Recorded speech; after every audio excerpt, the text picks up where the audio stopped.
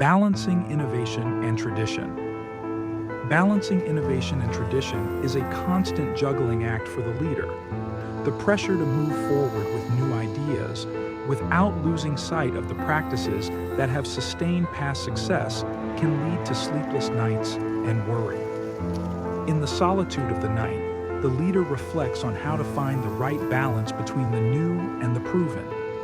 They wonder if they are taking the necessary risks to innovate without losing the essence that has defined their organization. The night brings back memories of moments when innovation was rewarded or punished.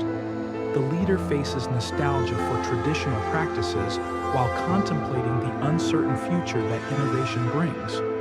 Although this dilemma may seem unique, it is a struggle shared by many leaders.